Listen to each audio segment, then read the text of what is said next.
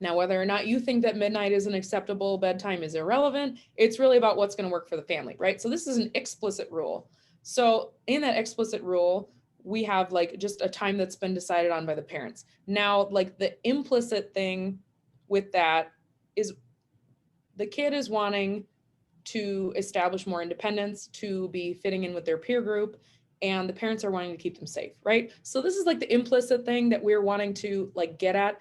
Other implicit rules can be things of like how we're allowed to express feelings, who is in charge, like who is allowed to be in which role, what are acceptable boundaries, right? So an acceptable boundary might be that like your your parents continue to come into your room when you're 15 years old and clean up, although you don't want them to do that because you want more privacy because you've gone through puberty and all that kind of thing, right? So there's like boundaries, that's implicit, but that's not really explicit. It's not like written on a chore chart. That's how I think of it. Explicit would be on a chore chart. Implicit would be something that we have to dig to kind of understand. Another implicit rule might be that like um, conceptualizations about sexuality, gender, like that boys are allowed to do certain things, girls are not allowed to do certain things, or like an assumption that somebody will be straight, things like that. Um, so yeah, we're we're really wanting to get like more to the level of what is the implicit rules, are these serving you? And so it doesn't matter exactly what the rules are in the family, it really just means needs to be, do these serve the family for the purposes that they want them to, right? So again, we want to have more flexibility, we want there to be some ability to change, but also we don't want things to be chaotic where they're always changing. So everybody's feedback and ideas should be valued. They don't have to like or agree all the time.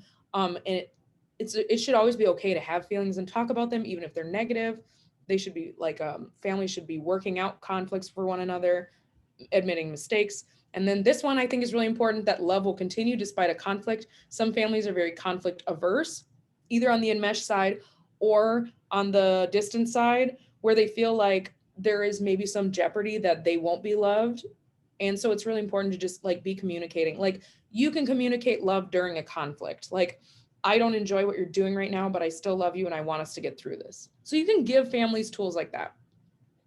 So there can be a lot of struggles. A big one too with generational differences, like roles in society, with like immigration, cultural transitions, language. These things can be really big with certain families. So that's part of why you want to do that culturogram, to be understanding like the generational values that are changing, even within a white family, right? Like for some families, like the value of education has changed. Like maybe for a family that a family member that has gotten out of poverty. Like I think about my dad's family, that like for him education was a means to get out of poverty, and for me education was a means to learn, right? And so there was a difference in like an ideology, and so like when I was choosing what to go to school for, there was a difference there. You know what I'm saying? So there are cultural differences there, even though we're from the same culture and even though we're both white, there's like maybe an ideological thing that's changed over the generations.